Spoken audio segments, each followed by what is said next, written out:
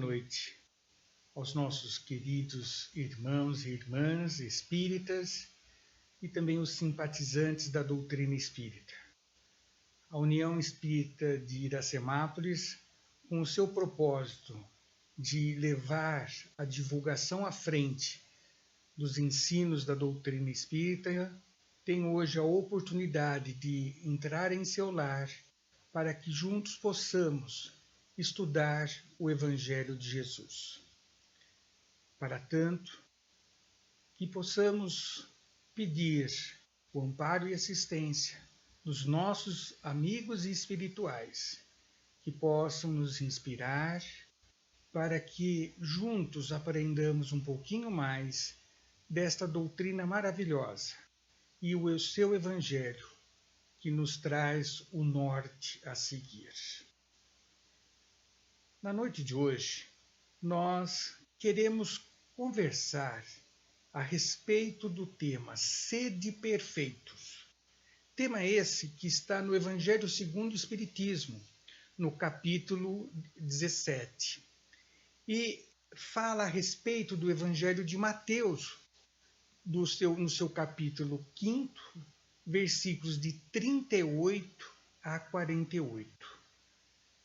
Nós vamos perceber que os ensinos de Jesus, ele tem um caráter de nos trazer esperança, tem um caráter de nos esclarecer as leis divinas para que, aplicando-as, nós possamos conciliar com a harmonia e o progresso de todos.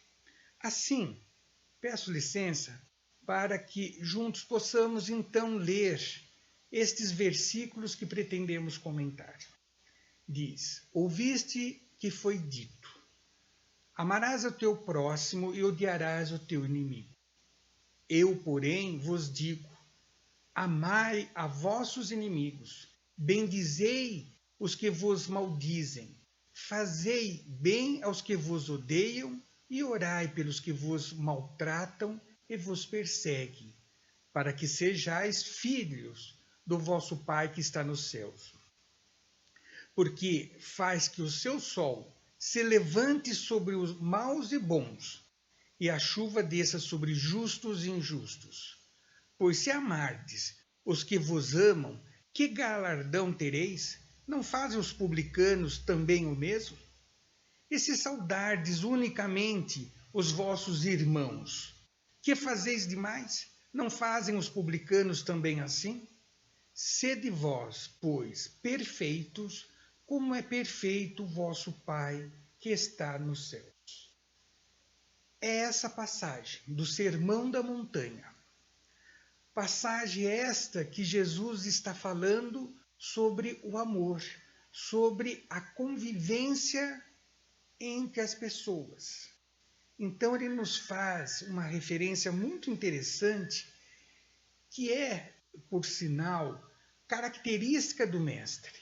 Ele pega muito dos ensinos contidos no Velho Testamento e traz para o povo de época e para nós na atualidade, para que saibamos interpretar e aplicá-lo no nosso dia a dia. Se nós pegarmos, por exemplo, o primeiro versículo do estudo, começa Jesus dizendo: ouviste que foi dito, amarás o teu próximo e odiarás o teu inimigo. Pois bem, ouviste que foi dito. Nesse momento, Jesus não citou o Antigo Testamento, aonde existe esta afirmativa no livro de Levítico, capítulo 19, versículo 18. Mas sim, ele está mostrando os ensinos distorcidos dos fariseus.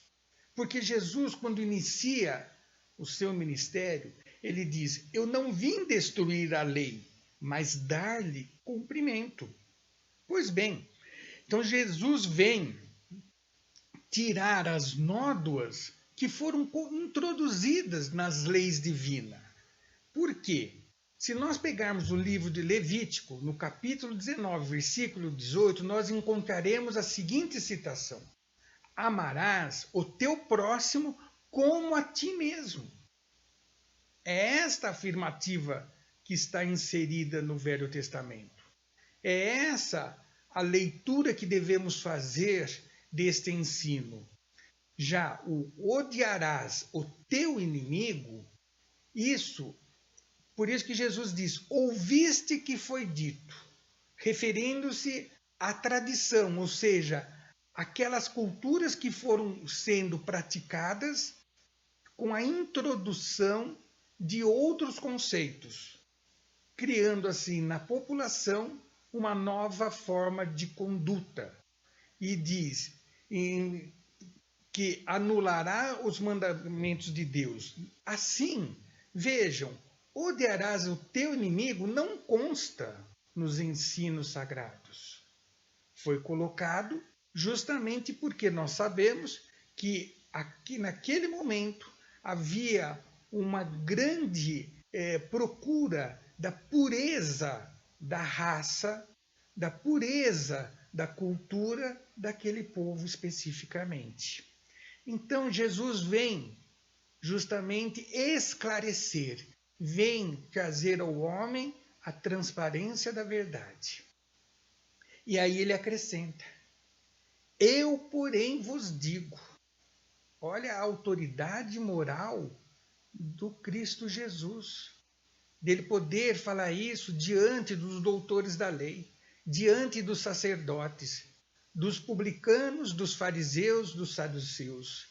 E ele diz, amai a vossos inimigos, bendizei os que vos maldizem, fazei bem aos que vos odeiam e orai pelos que vos maltratam e vos perseguem, para que sejais filhos do vosso Pai que está nos céus. Então vamos entender o que Jesus está nos trazendo neste versículo. Ele está nos falando justamente sobre a essência da perfeição, é a caridade. Quando Jesus diz, sede perfeitos, como o vosso Pai Celestial é, ele está querendo dizer desta caridade, deste comportamento que devemos ter um para com o outro. E aí nós vamos entender justamente a proposta de Jesus que nos fala a respeito do amor ágape, que é aquele amor incondicional. É aquele amor que sem exigir nada em troca, baseado no comportamento nosso e não no sentimento. Isso é muito importante, porque muitas vezes nós falamos, eu sou cristão, eu sigo as leis cristãs, eu pratico a caridade, né? Mas só na forma de sentimento. Precisa ver o nosso comportamento, como efetivamente nós nos portamos no nosso dia a dia. Porque, é claro, ter comportamento paciente, honesto, respeitoso e com dignidade, não ter ódio, nem desejo de vingança, não humilhar o próximo. Então, quando Jesus diz, amai os vossos inimigos, é claro que ele não estava dizendo que nós devemos ter aquele mesmo sentimento que temos com aquela outra pessoa que nos tem afinidade, que nos é simpático. Mas amar os vossos inimigos é não odiá-lo, é não persegui-lo, é respeitar o seu ponto de vista, em você não revidando o mal com o mal, em você não desejando o mal. Este já é o amor que podemos desferir para com aqueles que se dizem nossos inimigos. Bem como bendizei, né, os que vos maldizem. Então Jesus não está dizendo aqui que devemos revidar, porque qual é a nossa impulsividade quando somos agredidos? É logo querermos revidar na mesma intensidade ou até mais. Por isso que nós temos na lei de Hammurabi, olho por olho, dente por dente, era a intenção de frear justamente aquele ímpeto de nós desferirmos uma resposta agressiva muito mais intensa do que recebemos. Jesus vai além, por isso que ele diz: eu, porém, vos digo. Se alguém diz mal da sua pessoa, não faça o mesmo, ignore, vá adiante, continue no seu caminho. Porque se aquela pessoa está falando uma mentira, por que nós vamos nos preocupar com as mentiras? Mas se porventura ela esteja dizendo alguma verdade a nosso respeito, é sinal que precisamos refletir a necessidade da nossa reforma íntima. Ele diz: fazei o bem aos que vos odeiam. Qual é o antídoto do ódio, do orgulho, do egoísmo, senão o amor? E é por isso que Jesus então diz: se nós pretendemos ser filhos de Deus, nosso Pai, nós temos que ter este comportamento que se resume na prática da lei divina. Assim nós temos esta mensagem muito bonita de Madre Teresa que diz: a falta de amor é o maior de todas as pobrezas, né? Pois bem, ao continuarmos a análise desta parte do Sermão da Montanha, vejam vocês, neste versículo seguinte, quando ele diz: porque faz que o seu sol se levante sobre maus e bons, e a chuva desça sobre justos e injustos. O que Jesus está nos falando aqui? Sobre o ciclo da vida, sobre o ciclo representado do dia e de noite. Então ele está nos falando, a bem da verdade, sobre a reencarnação. Temos neste versículo a finalidade da reencarnação no nosso nível evolutivo. Veja que Jesus está nos mostrando a razão pela qual nos encontramos no plano físico, na qual nós temos que aproveitar as oportunidades concedidas de encontrar e reencontrar aqueles nossos irmãos que, se forem desafetos, é a oportunidade da reparação. E aquele ao qual trazemos afetividade é consolidar este sentimento de amor que faz com que alimente a nossa alma para prosseguirmos na evolução que todos nós temos que realizar. Então, quando Jesus diz que Deus faz que o sol levante sobre bons e maus, ele mostra justamente o mecanismo da reencarnação para a nossa evolução, de forma que ela é universal, não está restrito a um grupo de pessoas, a um grupo de almas ou espíritos. Não existe a parcialidade, ou seja, é imparcial e equitativa. Com este raciocínio, quando Jesus fala num sentido figurado, que Deus faz com que o sol levante sobre maus e bons, ele está nos dizendo que todos nós teremos oportunidades para reparar, teremos oportunidades para crescer, teremos oportunidade para exercitar a lei de amor que requer que respeitemos o próximo como a nós mesmos. Então veja que maravilha que é justamente o ensino do Mestre. Ele nos deixou de forma alegórica, ele nos deixou esses ensinos de uma forma que nós teríamos que posteriormente traduzi-las com as palavras oportunas na atualidade, com palavras que até então nós desconhecíamos naquele tempo. Por exemplo, a própria reencarnação, que já os antigos tinham uma vaga ideia a respeito, mas eles acreditavam com o termo ressurreição. Ou seja, eles acreditavam que eles haveriam de ressurgir ao palco da vida terrena. Só que muitos, na atualidade, acreditavam que esse ressurgimento seria também de carne e osso. E isso a ciência nos mostra que não é possível ocorrer. Então vejam que ele diz, o sol justamente é a representação do poder, da energia criadora, que devemos imprimir em cada existência. Porque, de fato, nós sabemos que quando o dia surge, o sol se levanta, nós também temos as nossas atividades do dia a dia. Mas devemos refletir, por que estamos aqui no plano físico? Será que apenas para que possamos praticar o nosso ritual, a nossa mesmice do dia a dia? Ou, espíritos que somos, temos algo muito mais e maior e melhor para aproveitar de um dia de existência?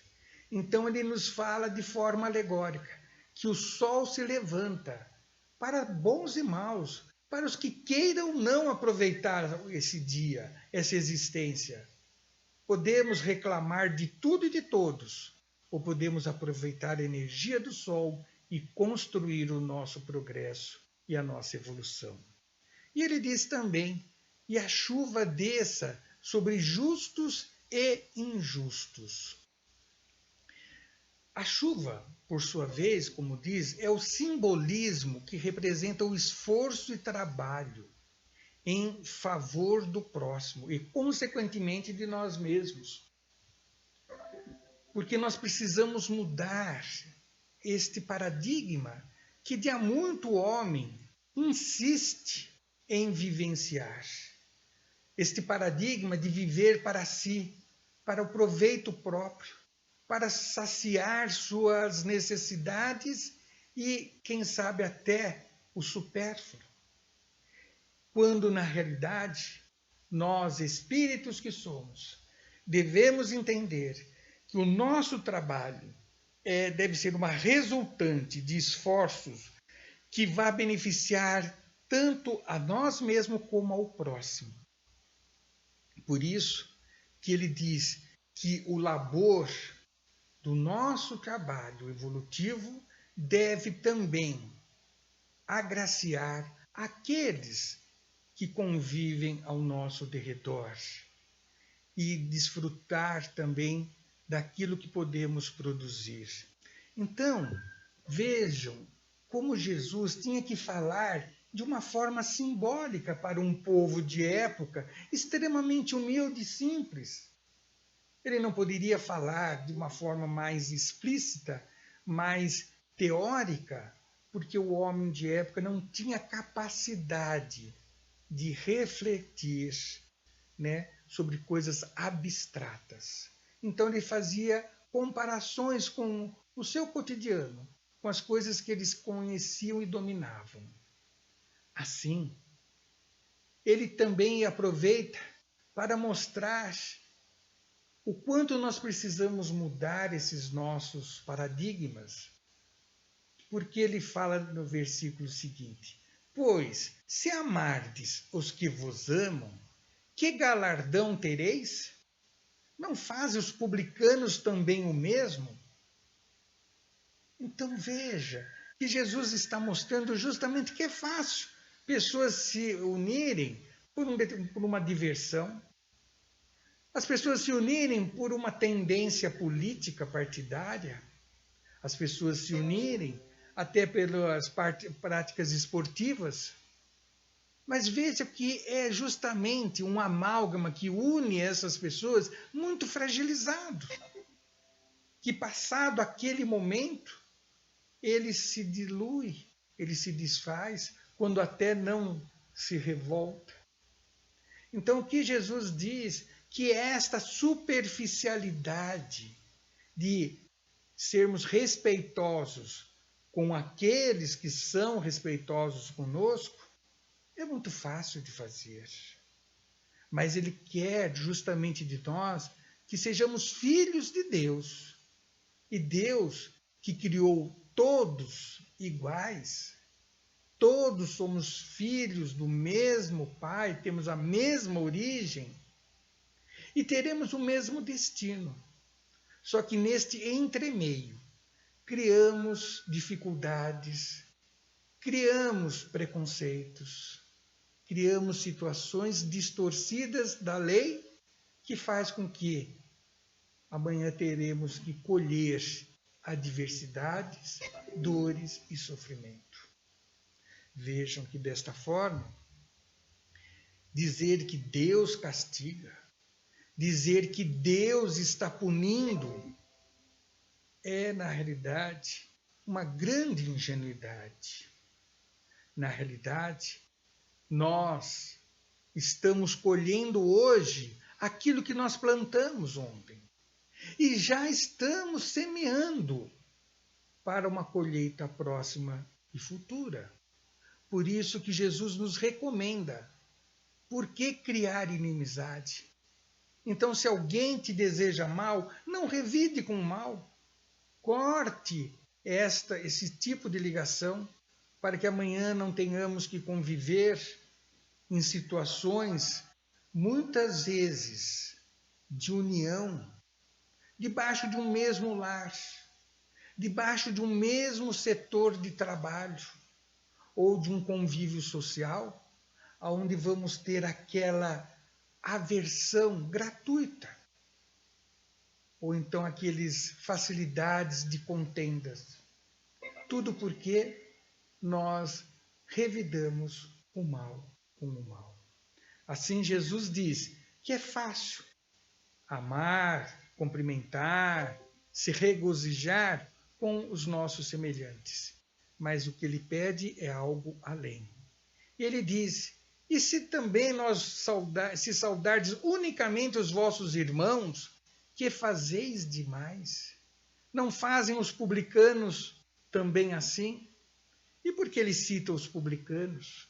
Justamente porque era um grupo muito desprestigiado, perseguido naquela comunidade, porque eles eram os coletores de impostos para levar as riquezas daquela nação para uma nação estrangeira. Então eles eram repugnados, eles eram desprezados. E Jesus diz: se nós saudarmos unicamente os nossos irmãos, os nossos simpatizantes, estamos fazendo algo diferente dos publicanos? Então vejam que aqui estamos para um esforço a mais, para um aprendizado da lei, para a prática desta lei. Assim, ele diz em seguida: sede vós, pois, perfeitos, como é perfeito o vosso Pai que estás nos céus. Olha, praticamente no final dessa passagem é que nós estamos entrando praticamente no tema da palestra.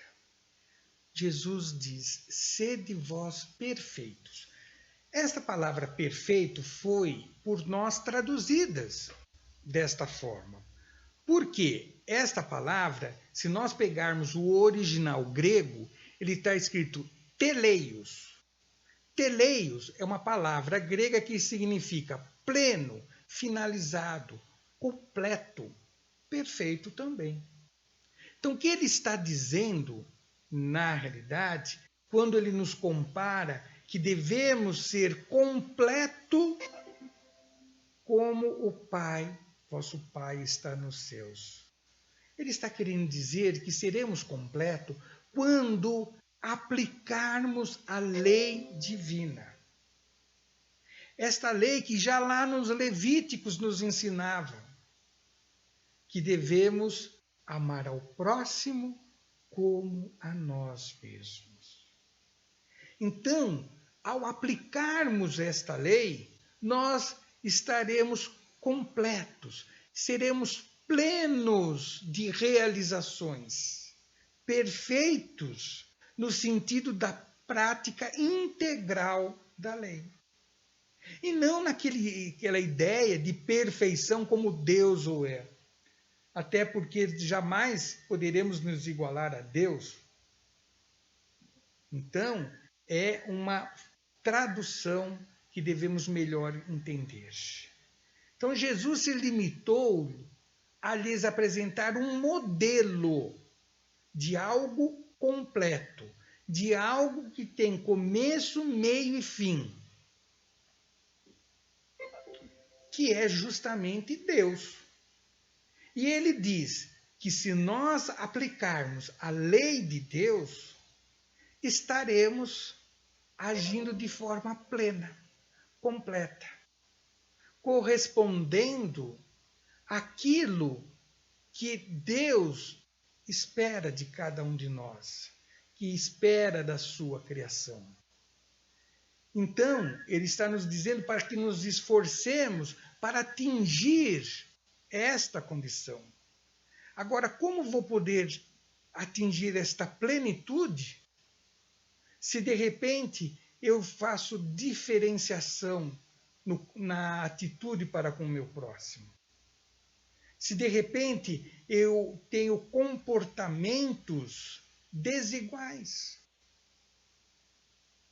Então, baseado nisso, nós vamos encontrar na doutrina dos Espíritos justamente os passos a serem dados por cada um de nós, para que possamos atingir esta plenitude, para que possamos atingir a finalidade pela qual fomos criados.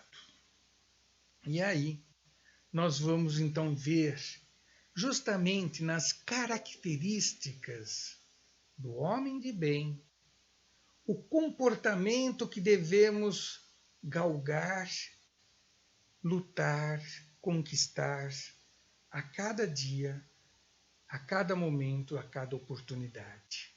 E nós vamos perceber, conhecendo como, de que forma? O autoconhecimento.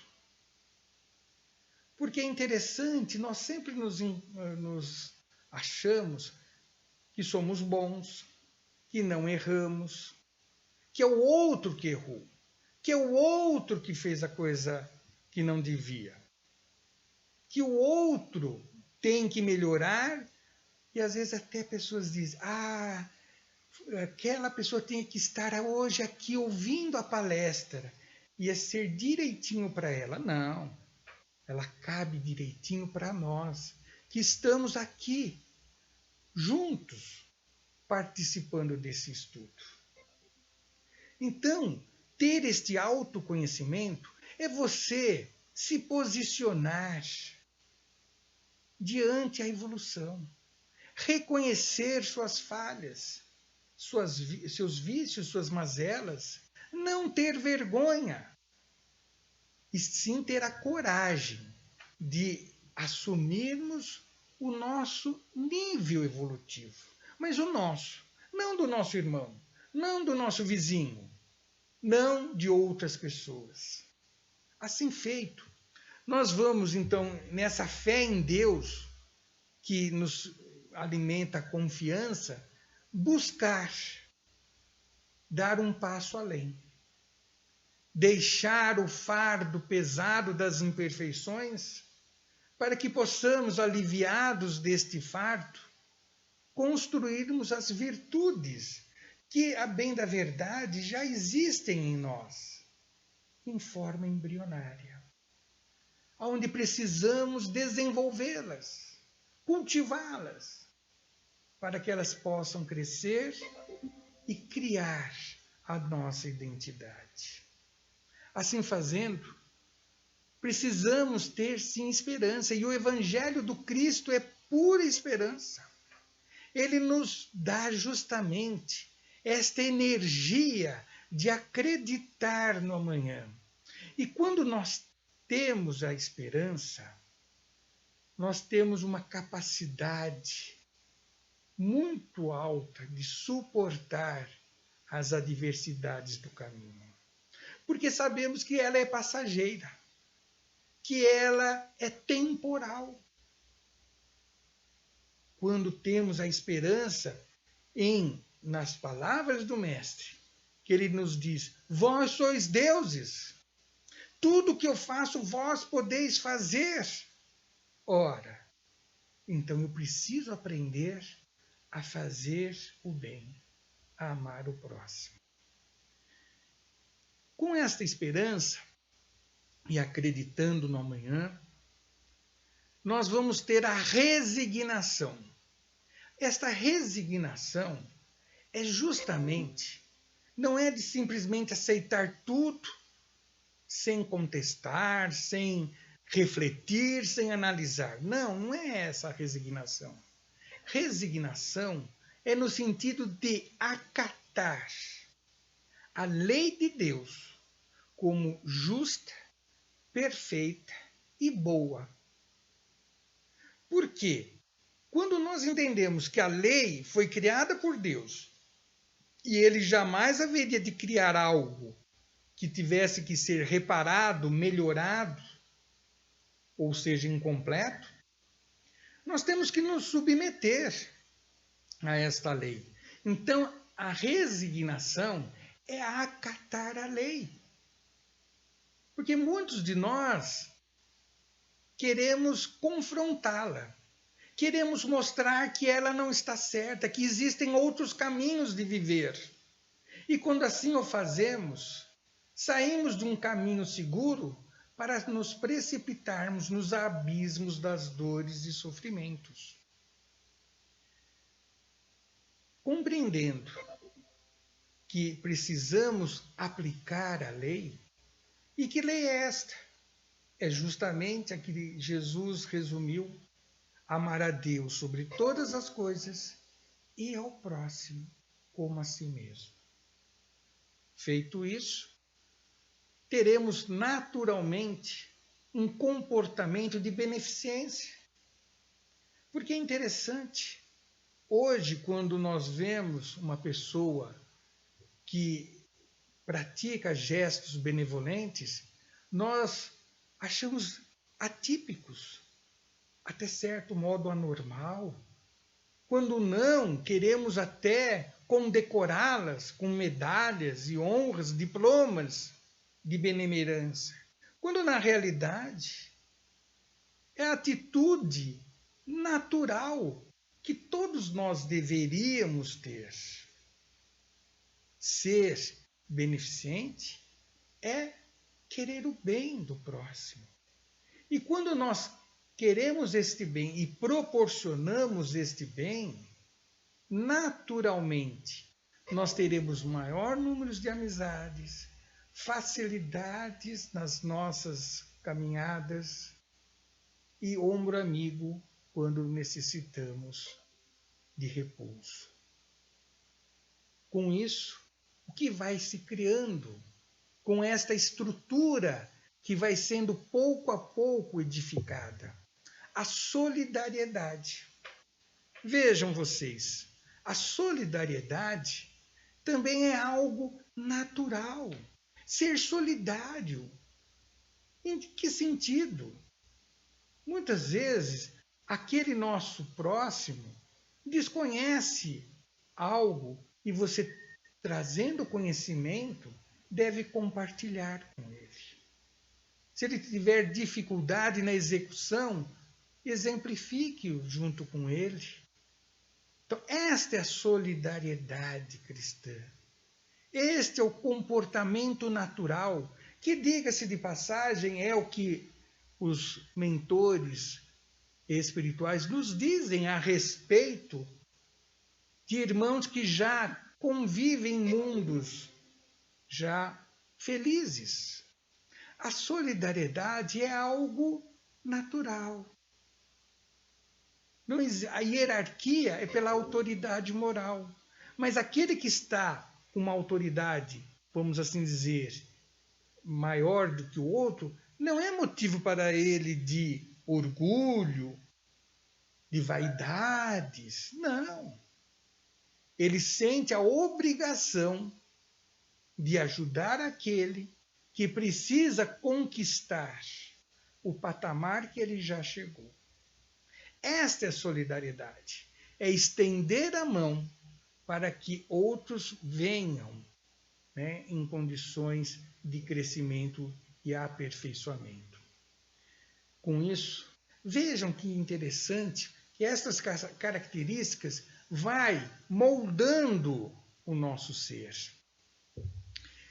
Sendo beneficente e solidário, naturalmente vamos desfrutar da fraternidade.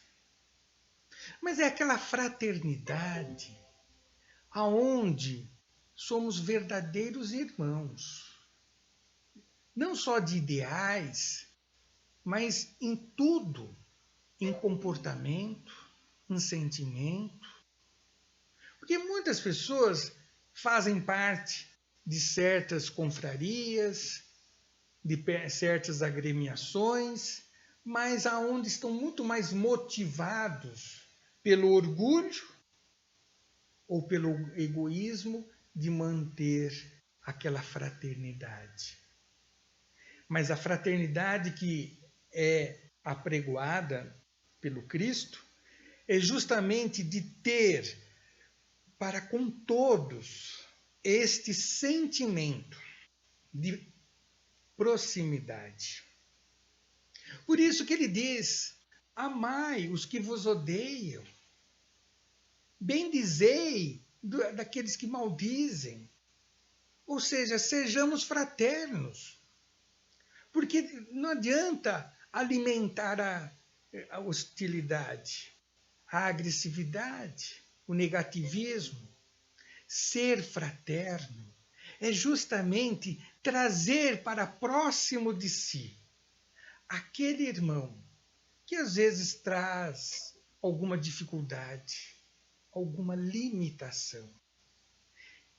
Com isso, com esta fraternidade, vejam vocês que os alicerces do preconceito vai ruir. Não tem como sustentar os preconceitos. E hoje, apesar de toda a evolução do homem moderno, na parte da tecnologia, da informática, na robótica, ainda os preconceitos são muito vivos e atuantes. Veja o quanto nós precisamos aplicar a lei do amor. E aí, quando nós somos fraternos, naturalmente nós teremos esta alteridade, que não é uma palavra muito comum, muito simples, mas ela se resume em nós respeitarmos as diferenças. Alteridade é justamente respeitar as diferenças. Porque tem pessoas, cada um de nós estamos em níveis evolutivos diferentes. Estamos dentro de uma faixa de evolução. Mas dentro desta faixa existe uma grande diversidade de níveis subevolutivos. Por isso, muitas pessoas às vezes não aceitam um ponto de vista, não aceitam uma teoria, não aceitam uma proposta. E nós precisamos aprender a ter esta alteridade, ou seja, respeitar as diferenças, os limites. E é muito interessante porque nós às vezes nos desgastamos e até nos comprometemos com certas amizades, com certas pessoas, porque a gente quer tão bem aquela pessoa e gostaríamos que ela entendesse da forma que entendemos, que quando ela não entende dessa forma, nós nos desentendemos. Olha que coisa interessante. Por quê? Porque nós não fazemos aquele autoconhecimento, o primeiro tópico. Assim como nós somos limitados, o nosso irmão também o é. E por que exigir dele aquilo que ele ainda não conquistou? Porque, por certo, ele traz outros valores que nós também não temos. E nem por isso ele tem que exigir que venhamos a obter de forma abrupta. Pois bem, vejam que nós vamos encadeando uma série de virtudes até nós chegarmos à caridade. A caridade, poderíamos dizer que é o exercício do amor. Se o amor é algo teórico, a caridade é algo prático. Então, a pessoa que ama, ela é caridosa. E ser caridosa não se restringe a, muitas vezes, suprir necessidades materiais do nosso próximo. Caridade é justamente o que falamos há pouco, é respeitar o limite do próximo. É respeitar a condição existencial do próximo, na qual ele está bem. Se porventura ele nos abrir oportunidade para crescer e ajudá-lo a crescer, muito que bem. Mas caso contrário, seria falta de caridade obrigá-lo a fazer algo que ainda não descobriu a ser feito. Esta é a verdadeira caridade. E vejam que a doutrina dos Espíritos ela se baseia justamente na caridade. Fora da caridade não há salvação. Ou seja, se nós não praticarmos o amor, como seremos salvos das nossas imperfeições? Assim, fica muito mais fácil o perdão, porque perdoar é justamente aquela condição em que você vai deletar. É aquela condição em que você não vai sempre estar lembrando e relembrando, remoendo, e nas primeiras oportunidades o revide. A lei do amor pede que, ao compreender o próximo e por que ele agiu de forma equivocada perante a lei do amor, não podemos trazer esse ônus para nosso como fardo, para carregar aquilo e sempre estar lembrando daquele fardo que sobrecarrega nossos ombros e limita o nosso caminhar. Vejam, ao perdoar, nós estamos aliviando um fardo que não nos cabe, porque ele é fruto de um equívoco do nosso irmão. E devemos continuar a nossa caminhada. Indulgência. Ser indulgente é justamente quando nós falávamos de respeitar o nosso próximo, seus valores, seus objetivos momentâneos e, caso nos dê oportunidade, ajudá-los a crescer. Mas se ele resiste à lei do progresso, não devemos nós empurrá-los, porque só vamos criar atritos e detritos. Assim, nós vamos tendo aquela virtude da compreensão. Compreender como é simples e complexo. Você compreender as coisas que ocorrem.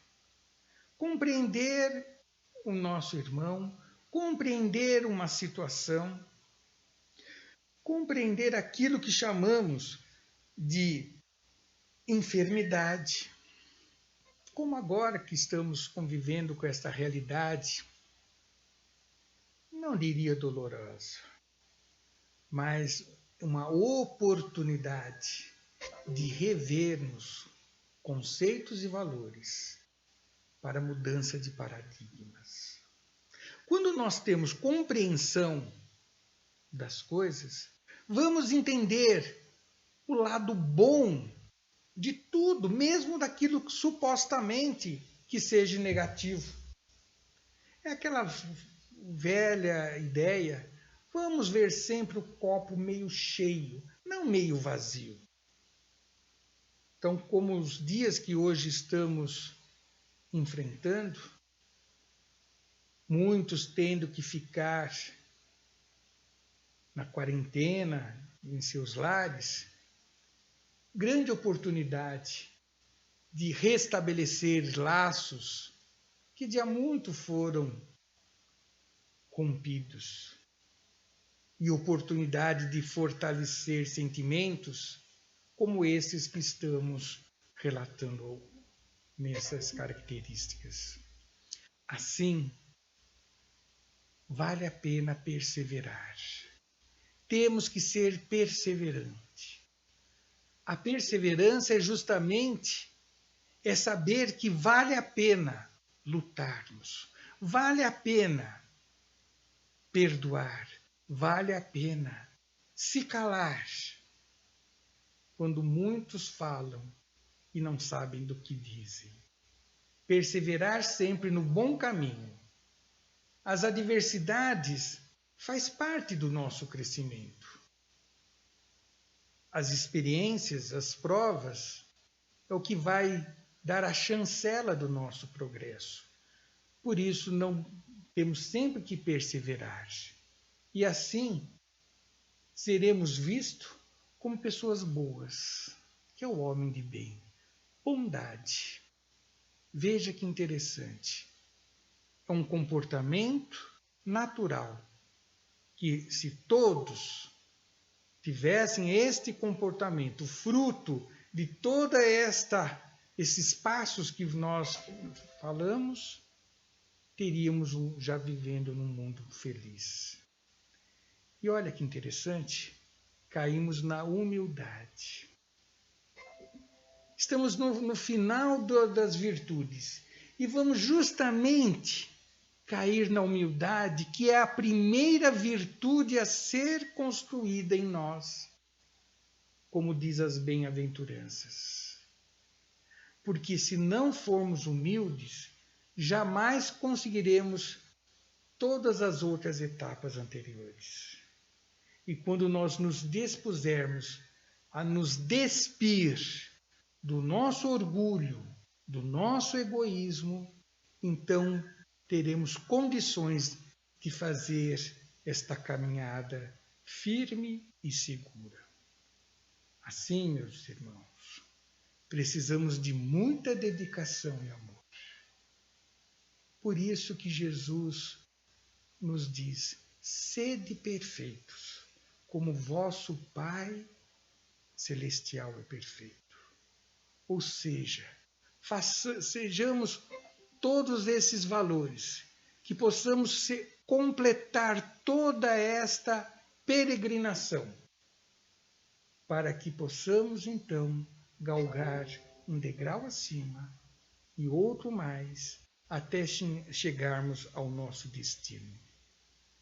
Assim, sede perfeitos é justamente uma referência de todo o esforço que devemos empreender para que possamos chegar ao nosso destino, de sermos, como Jesus diz, eu e o Pai somos um. Porque tamanha identidade, um para com o outro, que nós passamos então a ser esse ser completo. Conquistamos o estágio que todos nós um dia veremos de conquistar. Assim, é esta passagem que nós gostaríamos, na noite de hoje, para refletir. Que todos nós tenhamos uma ótima noite. Agradeço a presença de todos neste estudo, nesta oportunidade. Vejam, de estarmos juntos, apesar de fisicamente distantes. Que Jesus nos abençoe, hoje e sempre. Obrigado, amigos. Queremos lembrar que daremos continuidade a estes ciclos de palestras pela internet. E na próxima terça-feira nós teremos o nosso irmão César Risolo, grande amigo, colaborador da casa, que trará o tema para todos nós: perda de entes queridos. Contamos com todos e pedimos desculpas caso o Face esteja instável e por alguns instantes ele foi caindo. Mas esta palestra, este estudo vai ser colocado no YouTube e vocês poderão ver de forma integral, sem interrupção. Obrigado a todos.